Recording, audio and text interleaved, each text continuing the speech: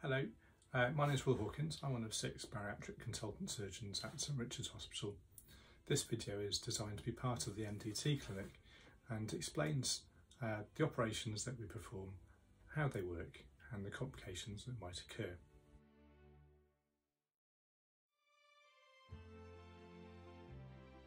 Although weight loss is perhaps the most obvious outcome of bariatric surgery, the intention is far wider than that. We intend to improve health and extend life expectancy by preventing or treating the onset of conditions linked to obesity. These include conditions such as type 2 diabetes, high blood pressure, high cholesterol, obstructive sleep apnea, idiopathic intracranial hypertension and other conditions. These are all known as metabolic conditions, and bariatric surgery's name is generally changing towards that of metabolic surgery to represent this change.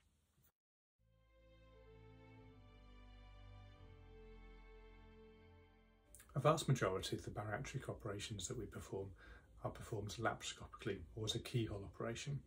This usually involves the insertion of 5 small incisions across the top of the tummy. These may range from ½ centimetre to 1½ centimetre in size. It avoids the use of major open operations and allows much easier access to difficult to reach parts of the abdomen. In turn, this reduces the risk particularly of adhesion or scar tissue formation inside the tummy, and particularly incisional hernia formation, which can be very troublesome after major surgery. All bariatric procedures involve operating on the top of the stomach. This is covered by the liver, and we need to retract the liver out of the way to perform the surgery. We therefore ask all our patients to go on a special liver shrinking diet to allow the liver to be smaller and more floppy and allow access to this part of the abdomen. This is covered in a different video by the dietitians. By retracting the liver, there is a small risk of damaging it, but this is rarely of any significance. Other general complications of keyhole surgery include a small risk of injury to other structures inside the abdomen, such as the spleen, the pancreas, the bowel, and major blood vessels. Sometimes these things require further surgery or conversion to an open operation, but this is very rare in our group of patients. After all operations, we keep a close eye on our patients, monitor their observations and blood test results. Even a slight variation on normal might indicate that there's a problem. Some patients may need to return to theatre. Bleeding is perhaps the most likely reason for this. Some patients may need a blood transfusion, but this is quite rare in our group of patients. All keyhole operations involve the use of carbon dioxide to stretch the abdomen so that we can see the organs inside us and do the operation safely. This increases the pressure inside the abdomen and in turn reduces the flow back from the legs. This can lead to the risk of clot formation or thrombosis in the deep veins in the leg. This is called a DVT. DVTs can become unstable and become an embolism, a mobile clot, which can go to the lung called a PE.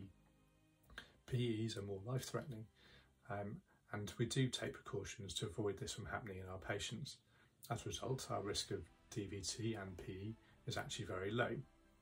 The precautions we take, we use special devices called floatrons to keep the blood flowing in the legs by massaging them during the operation. We give our patients injections of a drug called heparin, which thins the blood and prevents clot formation. All our patients go home with this medication for 2 weeks after surgery. The thing that our patients can do that's perhaps most important is to be active. If patients are able to, we ask them to sit out of bed the night of the operation, and we expect them to walk to the toilet and stay active for the days after surgery when they go home and when they're recovering from their operation. With these precautions, our thrombosis rate is extremely low. Ultimately, the major risk that we take for any operation is that of mortality or death from surgery. For the average patient who has bariatric surgery, the risk of dying at the time of the operation is around 1 in 1,000. This is a very small risk, but not zero. This compares very favourably to virtually any operation we do for any reason. This is because of the care we take and the attention to detail we use when selecting our patients for surgery and ensuring they're as fit as they can be before we do the operation. Otherwise, the risk of complications is around 4 in 100. This may be related to one of the more general complications due to laparoscopic surgery, or more specific complication related to the operation that you are having.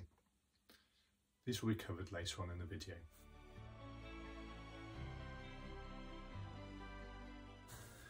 The laparoscopic Roux-en-Y gastric bypass is traditionally the main procedure that we've offered at St Richard's Hospital.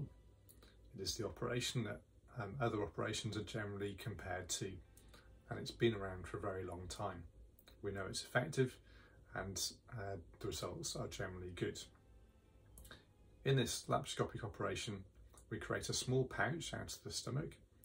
It's about the size of my thumb, long and thin in that way. We then measure about ½ metre of small bowel from the place where it originates, cut the bowel at that point.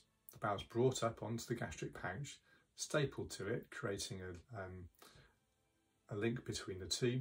There's a small hole which then needs to be closed with a stitch. We then measure about £1 metre of small bowel and join the two bits of bowel together in exactly the same way. This operation, when it was first invented, was thought to work by restriction because the pouch is very small, and some malabsorption because of some of the bowel being bypassed. However, we found over time that this is not how the operation works, and we've stumbled upon an operation that works in a much more complex way. In very simple terms, we know that stapling very close to the top of the stomach inhibits the release of a hormone called ghrelin. Ghrelin is released from the top of the stomach and is a hormone that causes hunger. Therefore, after a gastric bypass, hunger can be suppressed. Immediately after the operation, there is a lot of fullness because the pouch is small and very swollen after surgery. However, after a period of time, the fullness largely comes from undigested food passing into the small bowel without having passed through the stomach. The small bowel recognises there's a problem and sends a host of hormones up to the brain to tell the patient that they feel full. Therefore, in very simple terms, patients feel full quicker and less hungry. For some patients with type 2 diabetes, there's an added benefit that food not passing through the first part of the small bowel, known as the duodenum, can improve diabetic control immediately after the operation. For some patients, this means they go into remission and can stop all their diabetic medications straight away. What we do know is that hormone changes do wear off. We know that we see weight loss most significantly in the first few months after surgery, up to the first year. This tends to slow down in the second year, and after the second year tends to plateau. Over time, it's normal for patients to regain a bit of weight, but the ultimate aim is to prevent this weight gain from being too extreme. In order to do this, follow-up is a vital part of the operation. The dietitians will guide patients through the lifestyle and dietary changes which are required after surgery to lose weight safely and at the right rate, and also to find a diet that you can maintain for the rest of your life. Once the hormones wear off, then this can be more challenging, but with the dietary advice from our dietitians, then it's very much achievable. In terms of weight loss, we talk about excess weight. That's the difference between your weight at presentation and weight as if your BMI was 25. On average, the weight loss with the gastric bypass is somewhere around 70 to 80% of that excess weight. Some patients do lose more, but we tend to worry if patients lose perhaps more than 100% of their excess weight. It may indicate that there's a problem with the operation. And some people lose less. Perhaps those who are a little bit older, less mobile, or able to do less activity.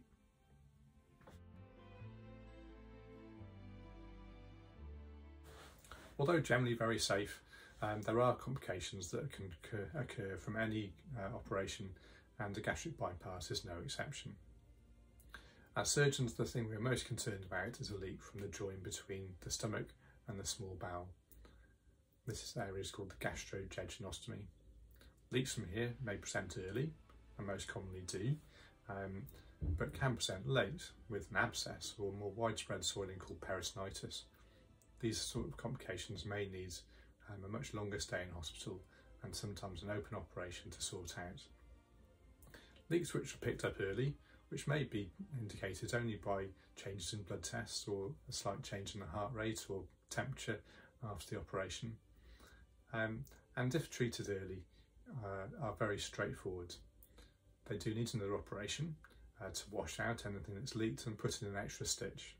Some patients may need a feeding tube which is passed through the nose into the small bowel to give them nutrition during the period that they're recovering from a complication like this. But most recover quickly and don't need this sort of intervention.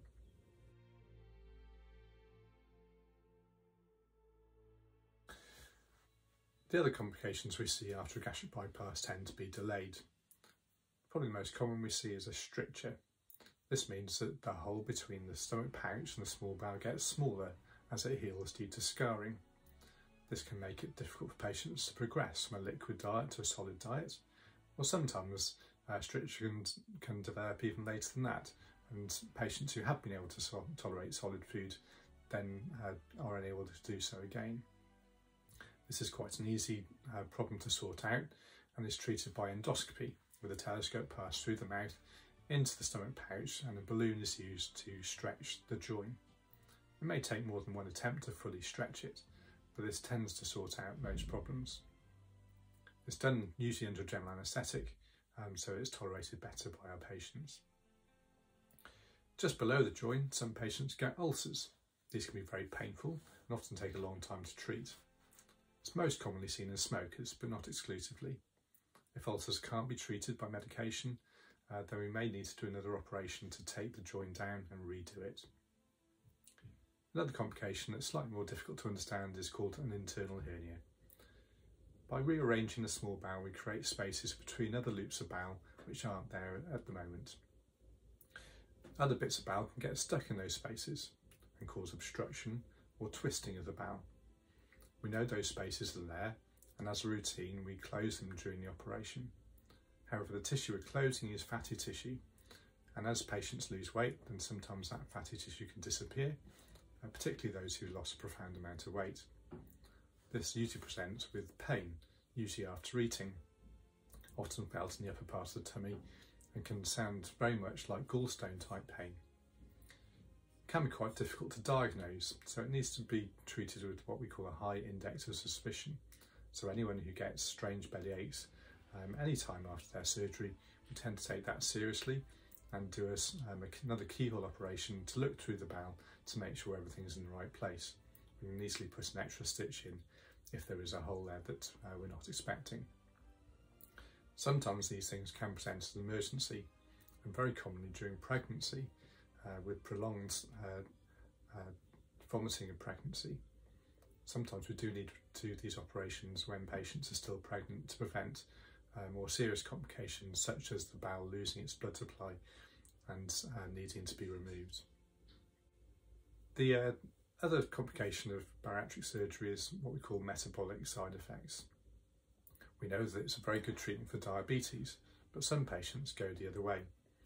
When they eat, their insulin may be working so well it drives their blood sugars down. This is particularly seen after eating foods high in carbohydrates or sugars. After eating this sort of food, some patients develop dumping syndrome, which involves the development of diarrhoea and sweating and feeling generally unwell. Some patients get symptoms of very low blood sugars and may pass out as a result of this. That's a fairly rare complication though. Patients who do develop dumping, or what we call reactive hypoglycemia, need to go on a much more strict diet to avoid these complications. And in some patients this can be quite difficult to treat.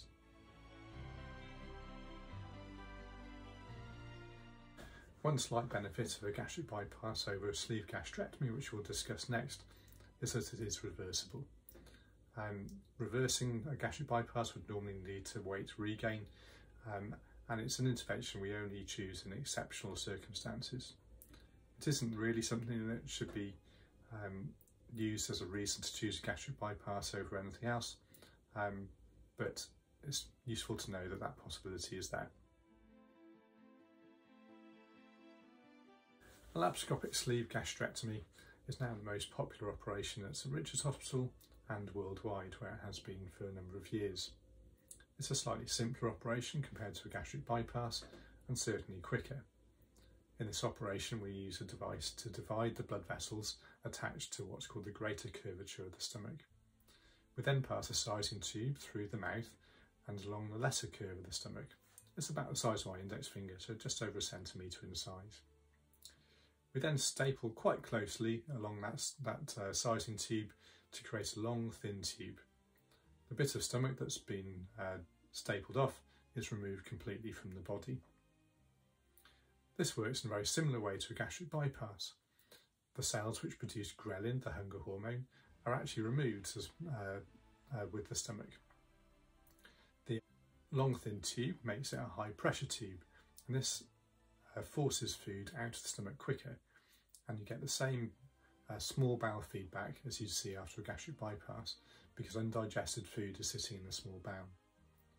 You do get some restriction from the thin tube as well, but the fullness really comes from the small bowel receiving the food too early. As with the gastric bypass, these effects can wear off over time, and follow-up with the dietitians is vital to change your lifestyle and dietary habits to a way that this can be maintained long term and get them real benefits out of surgery.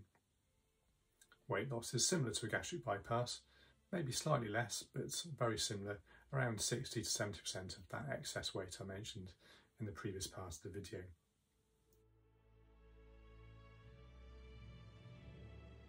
The complications of a sleeve gastrectomy are largely those related to laparoscopic surgery as mentioned earlier in this video.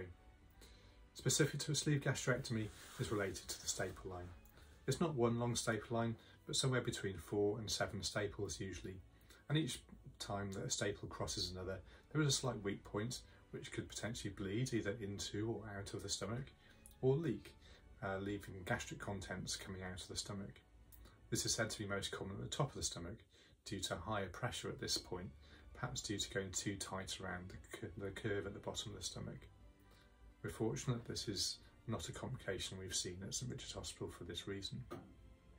Leaks at the top of the stomach can be very difficult to treat as the high pressure makes it impossible to heal.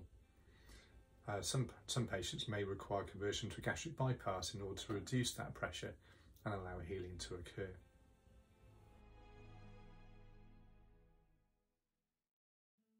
The most common longer-term complication from a sleeve gastrectomy seems to be reflux. This is due to the increased pressure in the stomach, which not only can push food down, but sometimes push food back up into the gullet.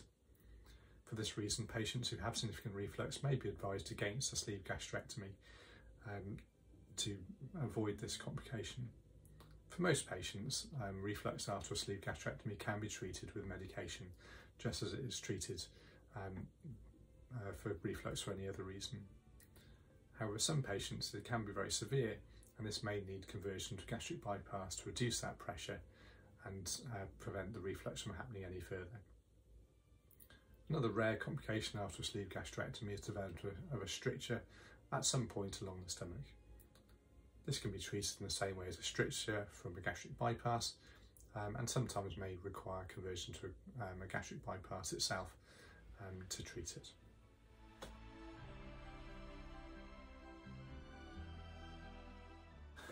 The laparoscopic adjustable gastric band is a once popular intervention to manage patients' weight. This involves the insertion of a plastic ring around the top of the stomach, creating a small pouch about the size of half a golf ball. The plastic ring has a balloon on the inside, which is attached to some tubing, and then an adjustment port which is positioned just on top of the muscle underneath the skin, usually in the left upper part of the abdomen. The adjustment port can have saline injected into it, which increases the volume of the balloon, reducing the amount of food and fluid that can go through the middle of the band. Additionally, part of the stomach is wrapped over the top of the band and attached to the gastric pouch. This is intended to stop the band from moving around after it's been inserted. This operation works entirely by restriction. It needs to have very close follow-up so that the restriction is set at the right level by adjusting the balloon up and down. We try to achieve something called the green zone, which means that the right amount of food can be tolerated without causing vomiting. Some patients find the intensive follow-up required for this to be very difficult to commit to, particularly those who live further away from the hospital. What we do want to avoid is weight loss due to vomiting or effectively starvation. This is not a healthy way to lose weight, although many people have lost weight in this way. The operation of inserting a gastric band is generally a safe operation. Aside from the risks of general laparoscopic surgery mentioned earlier in this video, the only real risk is that of the band getting infected when it's first put in. However, it's the longer term complications and the intensive follow-up which have made it less popular over time. The main post-operative risk is something called slippage. This occurs when too much food is in the gastric pouch, and in the attempt to push it through the band, stomach from below it is pulled up. This makes the pouch bigger, but more importantly makes the aperture within the band much smaller, because the stomach gets thicker as it goes down. This means that patients with a slippage tend to vomit a lot, and it needs an immediate defill of the band, removing all the fluid, sometimes unclipping it and sometimes removing the band altogether. Other complications include an erosion, which means the band slowly erodes inside the stomach. This can present with infection, particularly of the gastric band port, but more commonly of a sudden loss of restriction from the gastric band. Some patients do not tolerate the band. This may be something right from the beginning when it was first put in, or something that's developed over time. In most of these situations, the gastric band needs to be removed, and we know that the reoperation rate is extremely high with gastric bands, probably around 50%, and as a result they've become less popular over time. This does not mean that they're not suitable for anyone, and we do occasionally use them in certain circumstances, particularly those who maybe live close to the hospital and are able to come regularly for follow-up to try and prevent these complications from occurring.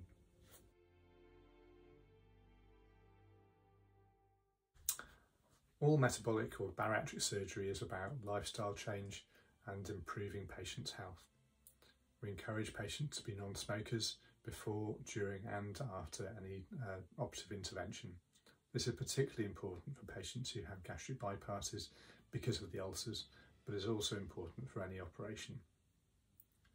It's important to avoid alcohol after surgery, because the effects of it can be much more profound than if you drank before bariatric surgery. Non-steroidal anti-inflammatory drugs such as ibuprofen or naproxen or diclofenac can cause more damage to the stomach after bariatric surgery and are generally best avoided. If you're already on this sort of medication, it's advisable to try and wean yourself off it before surgery so that it's not a major issue when you come to the operation. And for women, it's important not to become pregnant in the first year or so after surgery, as your body is going through profound change, and it's not a good time to be growing a baby inside you. For this reason, we recommend that you take precautions to avoid pregnancy. It's often advisable not to use the pill because of the increased risk of deep vein thrombosis formation around the time of the operation, so other methods of contraception are advised. After bariatric surgery and profound weight loss, many patients experience issues with excess skin. This may be mainly cosmetic, but could also be more troublesome with infections underneath the area that we term the apron. Currently, the NHS does not routinely fund surgery for excess skin, and this needs to be borne in mind when you're considering whether to go ahead with bariatric surgery.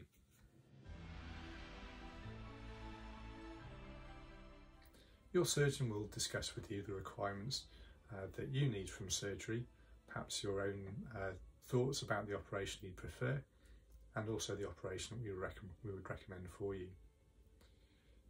This will include a personalised risk of both mortality and complications. It may be that you need further investigations before we commit to an operation to improve the safety, although this may delay your operation by some time. We hope that this has been a useful video for you. If you've got any questions, then do ask your surgeon at the time of the MDT clinic. Thank you.